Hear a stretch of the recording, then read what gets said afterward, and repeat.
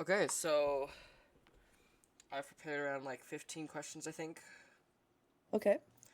Um, Start off with about how did you get into the Vocaloid scene? Um, I suppose, as a producer, I got into the Vocaloid scene. I suppose I was able to find my footing after I started my project Machina Mori. But I was making Vocaloid music for a few years before that. I started when I was around 13 or 14. Um, I used to make silly like meme Vocaloid videos. I made Talkloids. Um Oh, that's awesome. yeah, they're all unlisted now, but I had one that got me semi known in, I guess, the Talkloid scene. I don't know what you would call it. Um, but yeah, that's what really got me to start making content for Vocaloid. And like another part of that is like what like introduced you to Vocaloid in itself? Oh, well, I mean, I had been listening to Vocaloid unknowingly for um like the majority of time I had been on the internet before I actually discovered it. Like songs like Rolling Girl. Um I had no idea were Vocaloid songs. I just thought like, oh, someone's got a cool voice modulator on. Um but I figured out what Vocaloid was through an animatic from another fandom I was into at the time, which is kind of silly, but um yeah, I found out what Vocaloid was, and it's been an interest of mine ever since. So that was around 5, 6 years ago at this point. Yeah, okay. Um, a majority of these questions are going to be Mackinamory related. So, okay. That's okay. What was the biggest struggle that came with trying to organize Mackinamory? Um, I suppose trying to manage people, um, because you have all these ideas, right? Yeah, And you have all these concepts. Um, but trying to like relay what you're thinking to a group of people, um, and to make sure everyone's on board, like organize. Um, being a director is um something that is a double-edged sword in a lot of ways. It gives you a lot of experience. Um, for me, it made me feel very fulfilled. But it also made me very scared. Because you never know really what people are thinking of your directing style. that's super fair. Um, yeah, I think that was probably the biggest struggle while making Machina. Um, okay, I'm just gonna go through the Mackinamory questions first. What's your main motivation for Mackinamory? Like, what motivated you to like actually try and turn it into a real thing instead of just a concept? Really it was support. Um, I made a tweet like asking people who would be interested in doing this thing with me, and I got a bunch of responses. And if I had gotten like maybe two or three replies, I'd be like, nah, that's a stupid idea, right? Uh, but no, it was really the support of my team, like being able to build a team, um, that really turned it into a reality. People willing to listen to what I had to say, and what I was thinking, you know? And like, when did you get the idea for Mackinamory? It was August 14th, 2024. Um, I had just passed my driver's test and I was feeling rather confident. Um, I had been I had been obsessed with Damon Doll for a few months prior. Yeah, Um, Damon Doll's like was it's definitely the main yeah. inspiration. I was gonna have a question about the inspiration, but I immediately jumped to that conclusion of Damon Doll. Yeah, no, I didn't know of any like other collaboration albums before that. Even like I was like um Chimera, like, uh, I had no idea like what that was. All Yeah. I saw a bunch of like producers I knew in it, but I didn't know that it was like. I mean, obviously I knew what a collab album was. I just didn't like think Yeah. about it that hard, I guess. Okay. This one was asked to me by one of my friends, and they wanted me to relate to you. What is your favorite meme that has come out of Mackinamory, or like been in the Mackinamory Discord server? Oh goodness. Um,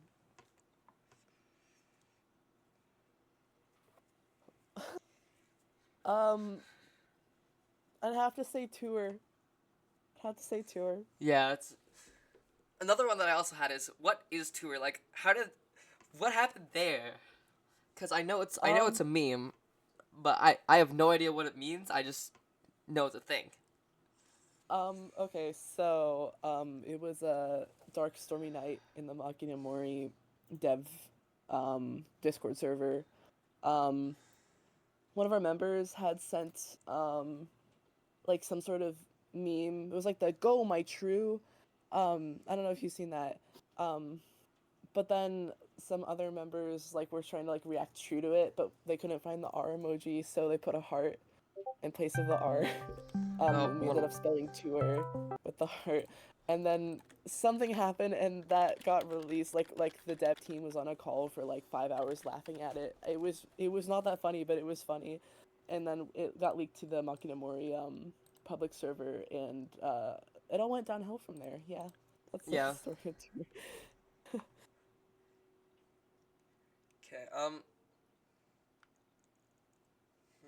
Okay. Another one that I really want to know is what gave you the idea for the two sides, mechanical and mortal, Um, instead of just having like the full album, like I think Damon Dahl had it. I think that might have been like a group discussion thing. Like I remember I was doing a lot of concept calls with the team, um, and uh, I think we decided like ultimately to do that because of the current legacy of Adachi Rei.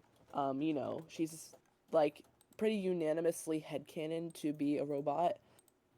Yeah. But a lot of our members were a big fan of like the dichotomy between flesh machine. I'm included in that. I think that it's really cool to discuss. Like I mean, you know, like humans are the creators of robots, but robots surpass humans in many ways. Um, so it's like can be like a god and a disciple, a mother and a child, or even two lovers. Um, so mortal and mechanical is just that two sides of being a machine or being created by a being that has the ability to love, and what it's like to navigate being something that was not made with the purpose to love. So that's what we were trying to go for. That's awesome. Another one is, did you guys choose who was on what side before making the songs? Or No, that was after all the songs were done. We were going in a call. We sat in a call. We listened to all of them, and then we ordered them.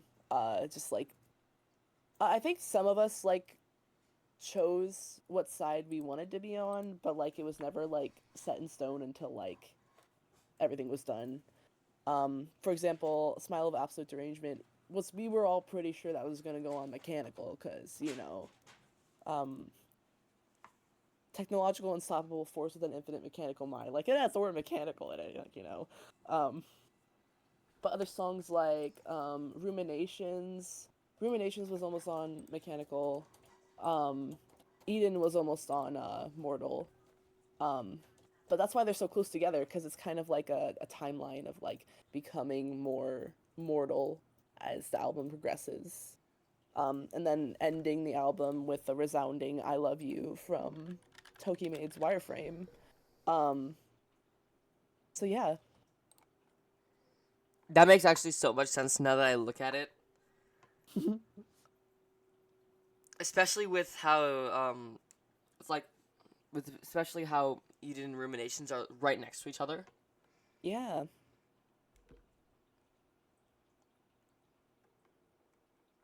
And Fuhrer. And then this one is probably a more broad question, but why Ray? Like, what got you like like what helped you discover Adachi Ray, and what made you like choose Ray for that album? Like, why just why Ray? Like, Um, I like her. um, I discovered Ray through Heat of Normal back in like 2022 when I was around like 15.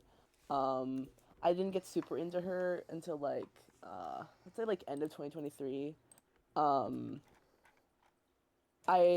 I like I'm the type of person who really identifies with robotic like characters, so seeing her portrayal, um, especially in Heat of Normal as um a forecast or like someone who's able to read a forecast.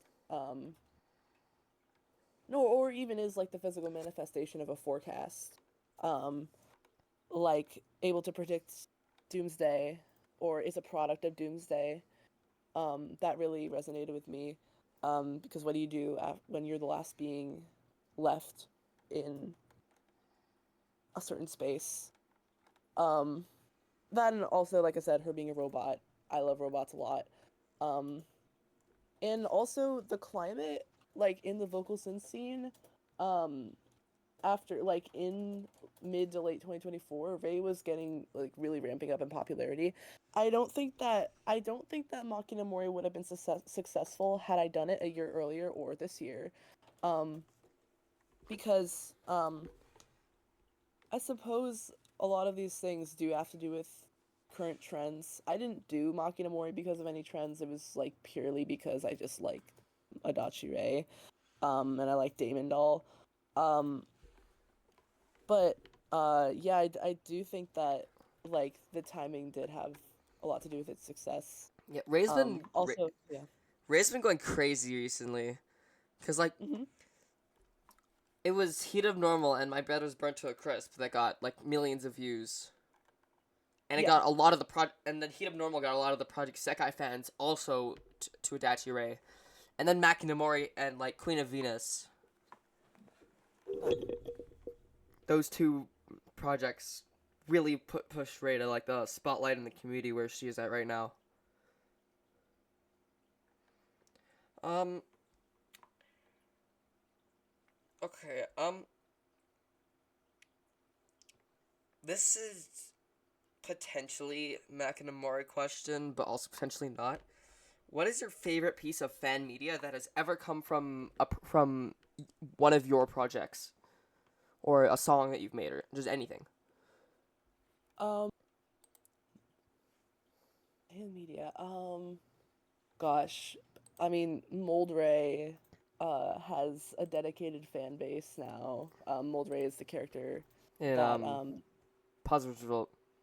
yeah. Um, yeah, she is. There's a big like shipping thing that Machina Mori fans have done with the Machina Mori Rays. It's really funny. It reminds me of like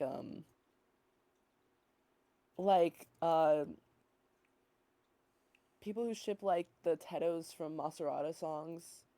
Um, but no, there's like people who are like super hyper fixated on Machina Mori that like will ship like Moldray and Endachi and now the Eden Ray and One Ray have like shippers.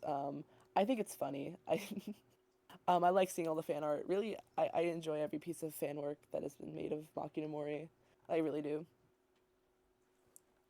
Yeah, awesome. Is another question that I just came up with is Neuron Explosion Show, does that count? Does that have Mold Ray, or is that just like just a different Ray while still being like the Different. same? Neuron is a different character. I haven't really talked that much about my um the Rays in like relation to each other because Moldray was designed after Neuron. and most of my songs don't share a singular continuity. I mean, they can if like I mean if people want them to, they can. I mean, um but most of my lyrical motifs are like done without the intention to like create a shared universe. Um like I said, with that being said, if people want to connect those universes, they for sure can. I've seen people ship like I'm Going Home Gumi and Moldray because they both have plants, and I think that's cool. Oh, that's awesome. And I think there's like a lot of people thinking, including me, thinking there's like a huge connection between Glass Pen and the Answer Key, Hmm. while they just share a few motifs. Well, yeah, I mean I'd say there's definitely. What do you mean? What do you mean? I'd say I'm the one who made the songs. Um, there is a connection between Glass Pen and Answer Key. Glass Pen is basically the prequel song in a lot of ways. Uh, it's the coursing through me is an emergent urgent sense of dread motif that actually comes from Kill You Girl. But it's first I first released Glass Pen, so a lot of people like assume that that motif is from Glass Pen. Um, However, this is an instance where the ray is the same. Um, Glass Pen ray is the same as Answer Key ray. Because they're both, I mean, they're both songs about the same struggle. Or like Glass Pen is a song um that's about coming into the struggle, and the Answer Key is about dealing with the struggle. Um, so yeah, I'd say those songs are probably the most connected. But in reality, Neuron Explosion Show, Glass Pen, Kill You Girl, and The Answer Key are like four songs that. Oh, and Positive Result. They all like I made like this like silly little motif map a bit ago. Because they all pretty much share like that same piece of my soul. Yeah, So yeah. that's yeah. Okay. Um, Let me find it really quick. Another question someone else had asked me. Um, Sin Complex. Well, what was like, just like talk about Sin Complex honestly, like ideas, motivation. Um, Sing Complex. Cause like Um, like I Sin Complex is like probably your longest project. Like Broken Boy Spiraling's 3 years ago, and then Split Lip Symphony's only 1 year ago. um yeah, it I so Sing Complex wasn't a planned project, which is why it took me almost 4 years to complete. Um, but the thing is, yeah, I wasn't thinking about it as like a whole when I was making it. I I feel like as a work, it feels a lot less like it came from me because um it isn't a personal album, it's an album made with characters in mind, so everyone every song in that album is about a character. Um and I kind of deviated from that after Sin Complex. I didn't want to write about characters anymore. I wanted to write about myself or my experiences, and the people around me. Um, but I mean, I think there's still some good to be found in Sin Complex. I mean, I started it when I was like the first song on it I made when I was 14. The last song I made on it I made when I was 17. So I think it's more to me it is a time capsule of work that I did like before I became an adult. Um, I mean, some of the songs on the Answer Key the album I made when I was 17. Um, but I feel like that's more emblematic of this time of my life. Um, in that respect, I consider Sin Complex a prequel to my career. Um, if I could, I would call The Answer Key my debut album. Um, but like, I don't think I could like do Sin Complex like that because I know there's still some people out there who enjoy those works. Um, I don't think too fondly of them though. Another. When did you start making music? And like, how many I songs did you make before, like, actually like posting some, or like, is like having them be on the internet and out there? Oh man, so I mean, I started experimenting with music as early as age 10. But I was given piano lessons in theory a little bit. It wasn't really that much of theory, it was mostly piano. Um, Ages like 7 to 10, um, had this guy come to my house and like he showed up half the time. Um, and I would sit at the piano, and instead of actually doing what he told me to, I would listen to my favorite Undertale songs and try to um, play by ear. Um, and that's how it's been every day when I was supposed to be practicing, just like not reading music, um, just listening to my songs and playing them. From there, like I definitely started to disdain the piano a little bit because it was not my choice to be in those lessons. But as time went on, and I started to get involved in an online music scene, I started to gain a better appreciation of the lessons that I had learned, um, including like the ability to like hone in on relative pitch. Um, because if I hadn't like at least tried the piano, I would not learn relative pitch and I wouldn't know it, and it would make my job a lot harder. Um, but in 2021, I downloaded FL Studio Mobile on my iPad and I joined this hyperpop community server called the Flip Zone, and they did weekly music challenges. Um, and that's where I started really practicing production um, by using samples, sample flips, learning which sounds go together, learning that you need to use a bass in your songs, um, learning that you need to use compressors, just like basic stuff, you know. Um, I think I posted my first stuff on SoundCloud. I had this quote unquote album I released called Goodbye GarageBand, where I collected every song that I had made on GarageBand mobile and made a quote unquote album. That's still up on my SoundCloud. And I released a quote unquote EP. That's also on my SoundCloud. Um, yeah, I was a SoundCloud artist before like seriously pursuing music. And it was something that I didn't think I would seriously pursue um, until like I finished Sin Complex, I think.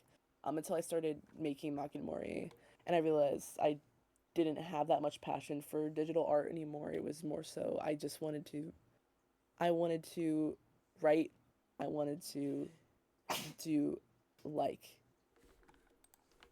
I wanted to make stuff that people could listen to while they're drawing, you know. Um so that's where that started. And then like 2021, 2022, 2023, I would like make my song like character songs for like Sin Complex, and I like joined this thing called the Goop House. And that was like another hyperpop thing. But I think I like deviated from that once I really started to get into Vocaloid music. Um yeah, and then from there I like, you know, yeah, we're here now. So I guess yeah. And then you're, and then, um, oh my god, I can't speak.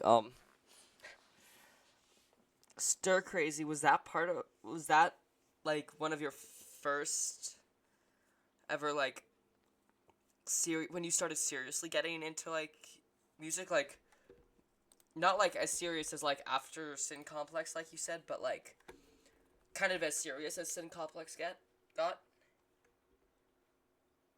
Um Stir Crazy was like something that I decided to post when I was like 13 because I thought it was the best thing ever. But um no, I was definitely not serious about music at that time. I just thought like um I thought, wow, this is an instrumental. It's gonna get 5 billion views, and then that never happened. I just leave it up because I think that um I think that even older works at least deserve to exist. That's all I'll say, like, about my own stuff. Like, but I think that more producers should like show their older stuff on their channel because I like seeing their like progressions, like musical progression, like how far they've Yeah. come. That's a lot of the reason why I leave it up and why I leave up old stuff like Broken Boy Spiralin. Um, because I know there's probably some like younger musician who's like looking at um my channel, and I don't want them to think that I just popped up one day with a certain skill level. Like, I definitely had to start from like ground zero. Um, and there's like everyone wants to see it like a good like progression timeline. Yeah, honestly, like, I think something a bunch of, like, almost all producers should do is, like, make, like, eventually, like, maybe after a few years of their production, like, scales evolving, like, make, like, a, like, 20-minute timeline video. Like, I Oh think, yeah, no, I've heard about doing that before. Kikuo did that, I think, and it was actually pretty cool thing Hmm. to watch, because they went through, like, 7 different genres or something. Yeah, no, Kiko is like I've seen that video. It's like Kiko's like progression is really inspiring. Yeah. Um, okay, this one isn't really a question, but, like, more of, like, an activity. So, this one I also stole from the Secret Way YouTube channel. Okay. What would you do for a Mount Rushmore of Vocaloids? Oh, uh, goodness. Vocaloids, does that have to be like Vocaloids or vocal synth in general? Just vocal synths. Um,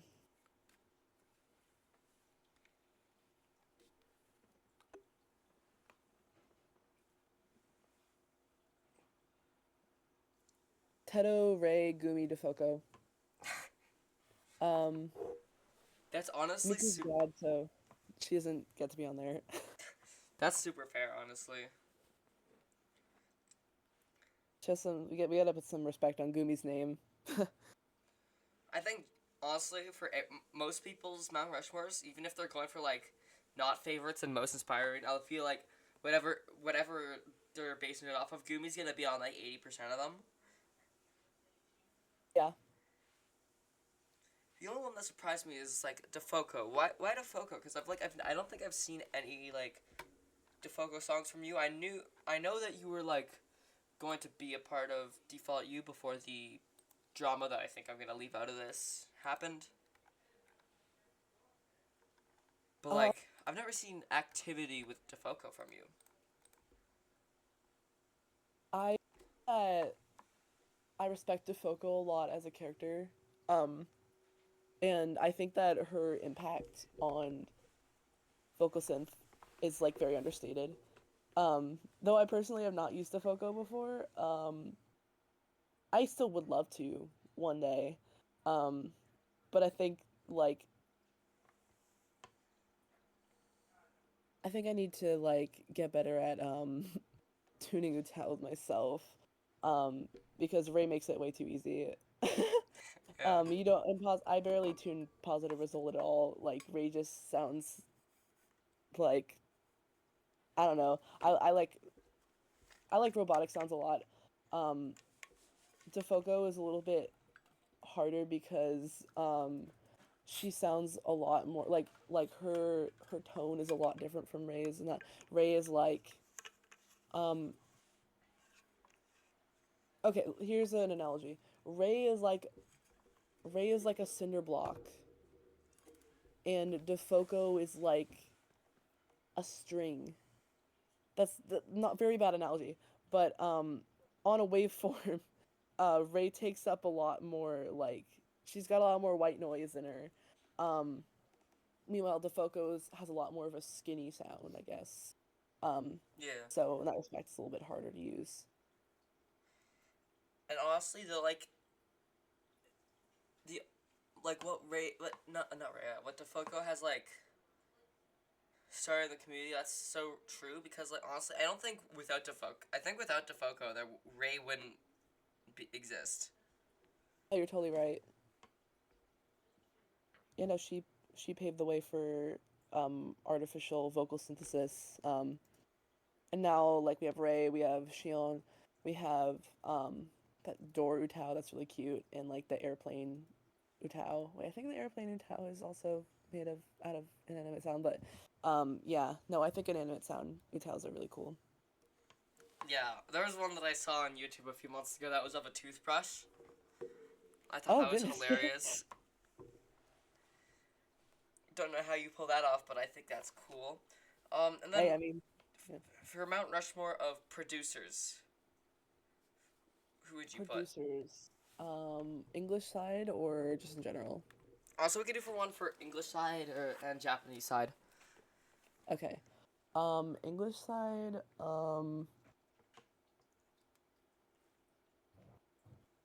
goodness.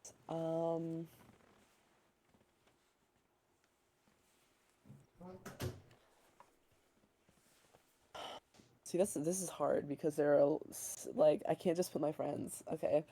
Um,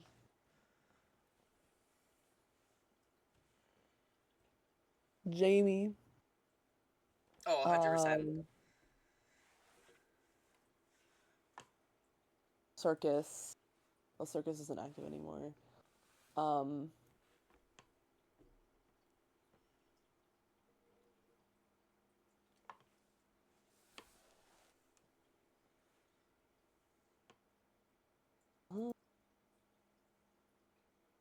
like racking my brain. What Vocaloid producers exist? Um,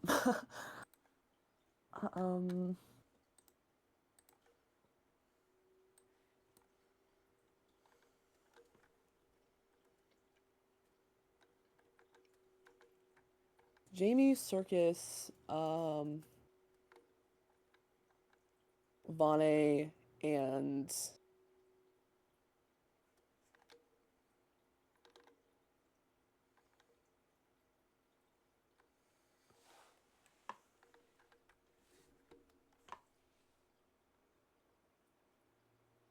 oh, this is hard. Like, no, I'm trying to like,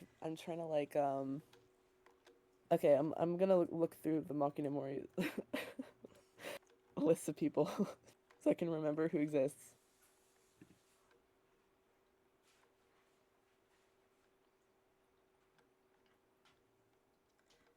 May I provide a hot take? Sure.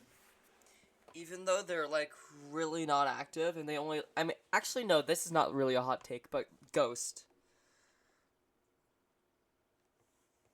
Ghost definitely had a very big influence on the Yeah, community. yeah, that's not a very hot take. They like kickstarted the entire English Vocaloid scene. Yeah, I mean, so I was trying to think about like influences like both today and in the past. I think Ghost still definitely has a big influence today. Um, yeah, I mean, yeah, like them or RIP is also is a okay, yeah, I would probably choose RIP because they're still active like now, and they were active like back during the Vocaloid drought. Like I'm trying to choose like ones that survived the Vocaloid drought.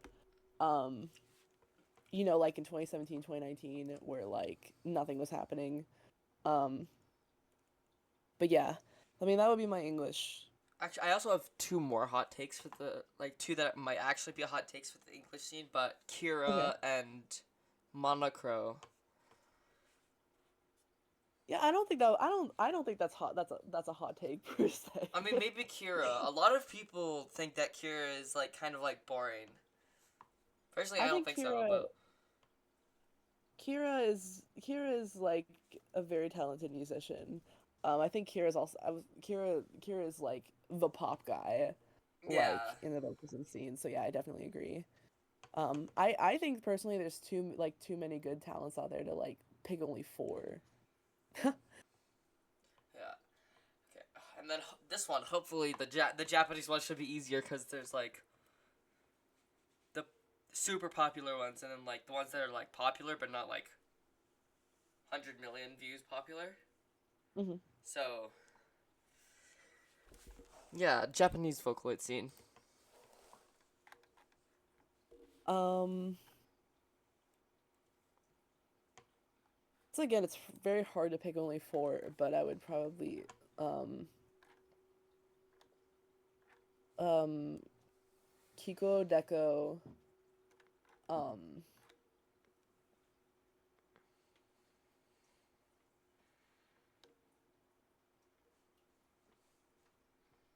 I'm like blinking. Goodness.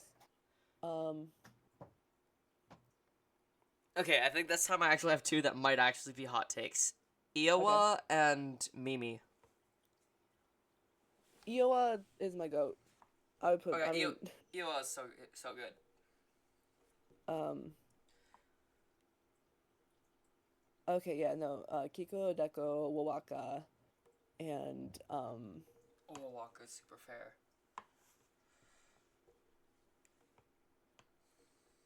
I want to say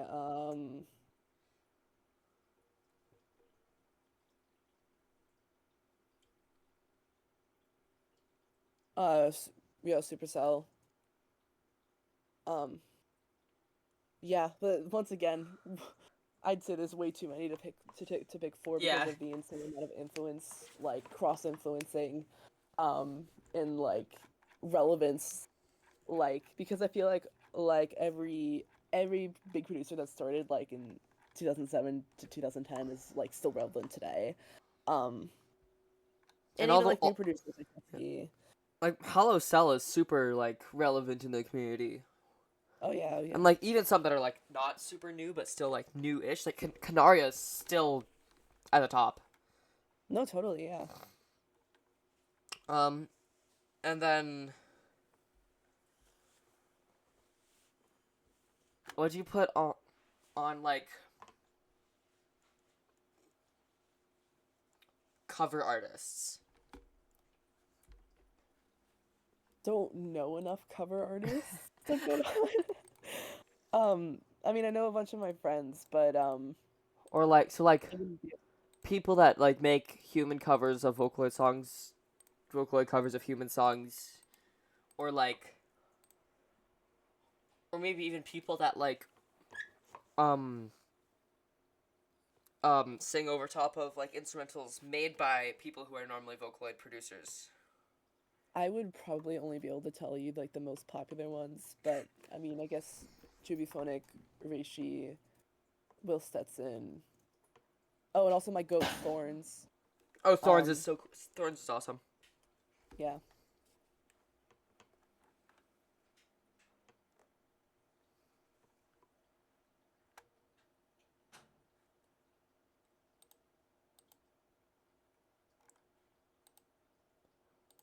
Well, there's one that I forget their name.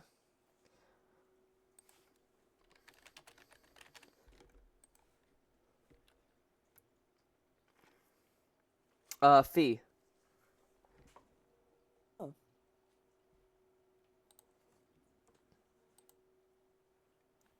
Because not only are they like they're popping off in the English Vocaloid scene, like Locked and Loaded got a lot of attention,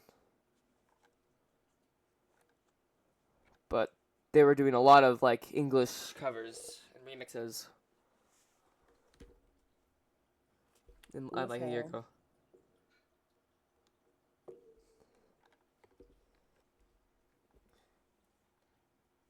So yeah, and then okay, who would you now? What about one that has like one of each? Uh,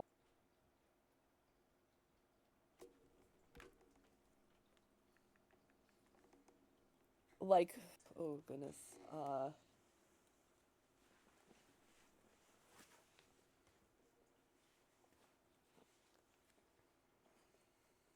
Um, Jamie. Uh, Yo, wait, did we do four? I don't remember. Yeah, Um, Ian scene, Japanese scene, and then producers and then like cover artists. I mean, not producers, Vocaloids themselves, the synths themselves, and then oh, the cover artists. Adachi Ray and Thorns. Yeah, that's my. That's really based, actually. That's um okay. If you could change one piece of Vocaloid history, what would it be? um, Like just like anything from like history of Vocaloid and like the concept itself, the producers, the synths, anything. um, I would choose probably like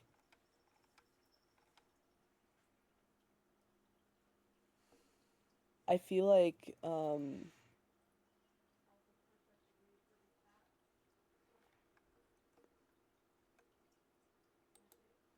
I wish that there was more resources for beginner UTAU users. There are a lot of there are a lot of like tutorials out there, but none of them really like encapsulate the whole like UTAU making experience. Um, so I'd say I would probably change like the culture around like UTAU developing. Um, um, I'd say like if there were like nowadays more people who'd be willing to like go out and like really show people how to do it because like all my UTAU knowledge is like pretty much like just from talking to my friends. And if I didn't have UTAU friends, then I would have no idea what I was doing. So yeah, a little bit of like a little bit like of a gap there that I wish was filled. Honestly, that makes a lot of sense. I think some of like my first ever experiences with vocal synths was on Utao, and my first ever song. I'm not gonna talk about it because it has a triggering title that I think I also kind of messed up there. But it used Ray, and the tuning is awful.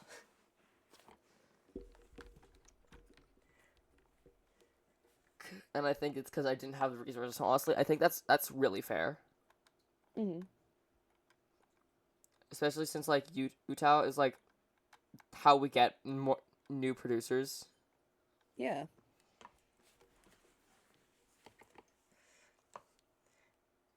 So yeah, what is your main inspiration when making music?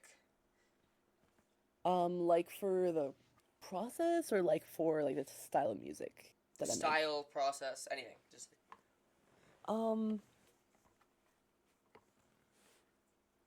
I suppose like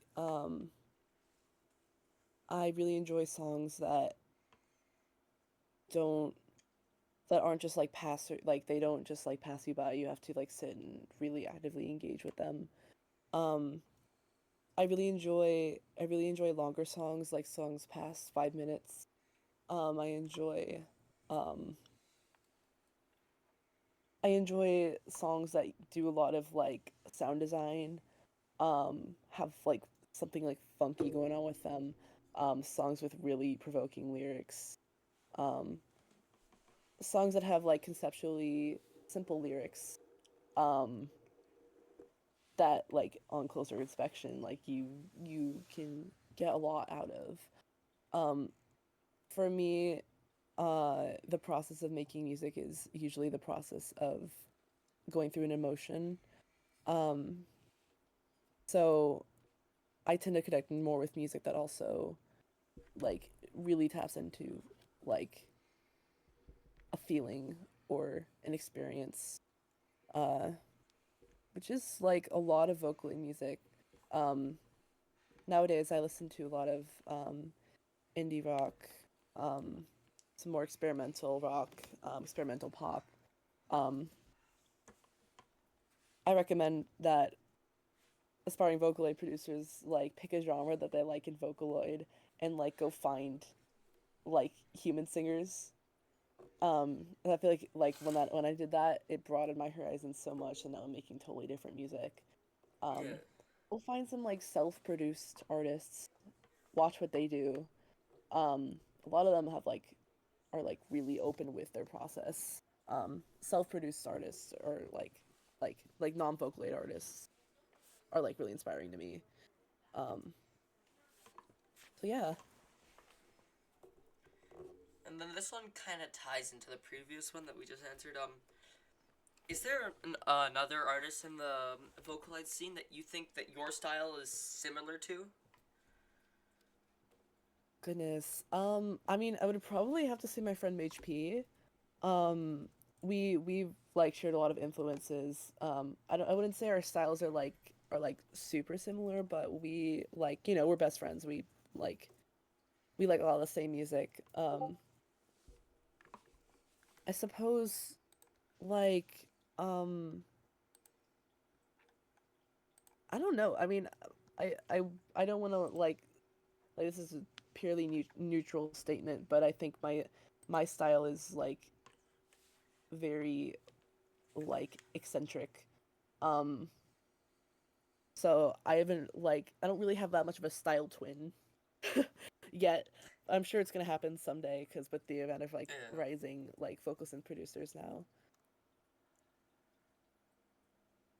Okay. I think this might be the last one I have. What are your like what's your like next few goals for like music production and all that?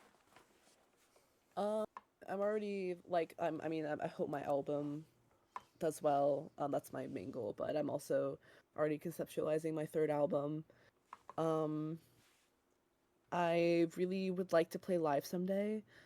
Um, in general, I just want to be known enough that I'll still have listeners no matter where I go or what I do. I, there's always a chance that in the future I might not always be a Vocaloid artist, but right now it's something I'm very passionate about. So whether it's a combination of my own voice or someone else's voice or a Vocaloid voice, I'd like to continue. My main goal is just to continue making music. But yeah. That's super fair. And another one, again, really similar to this one. Are there any projects, um, in the future that you could like give some information about without like revealing too much or anything? Uh, projects. I can't say yet, unfortunately. I'm not under any legal binding, but there's a lot going on. A lot you should be excited for. Uh, unfortunately, I can't talk about them though. I mean, I could talk about the Answer Key the album. Um, uh, actually, I think I've already like spoiled all I can spoil. You'll have to wait for it to release in 2 weeks. On the 25th, right? Yep. Okay. Um. Oh, one last one. Actually, I have two technically, but um, what's your main piece of advice for people that are trying to get into the production scene for Vocaloid? Um, whatever you do, don't try to be like someone else. Um, like the main thing I see a lot of um that like makes me worry is um like replication rather than innovation. Um, I believe that every single piece of art is worthy um and deserves to be shared. Um, and I also just want to make sure that every new producer like knows that no matter what skill level they're at, um, they have a place in this community, um, and their work deserves to be shared. Um, so I guess the biggest piece of advice I could share is be kind to each other and lift each other up, and don't make it a competition.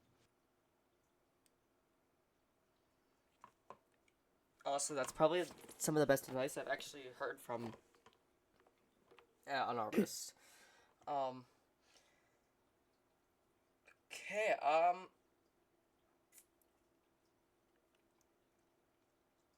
I don't really have much. To be honest, just shout out anything you want. Send me links. Cause it is recording right now. It is send links if you want to shout anything out. Um,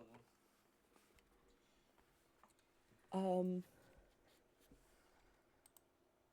and I think the last thing is like, is there another producer that you would like to nominate for an interview?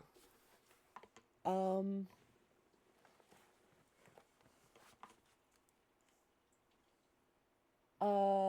my friend Mage P, also, my friend, 4MP, um, yeah, I mean, uh, yeah, you could ask,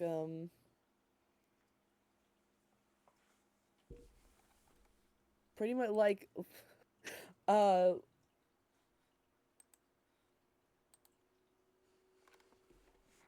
yeah, that's my nominations. Okay, well, I had a lot of fun today. I think that this was that's kind of all I have to say. It was fun. I No, think, thank you for having me. yeah. Thank you for coming on today. I will notify you when the video is out. See you later. Have a nice All day. right, thank you so much. All right, bye bye. Welcome. See ya.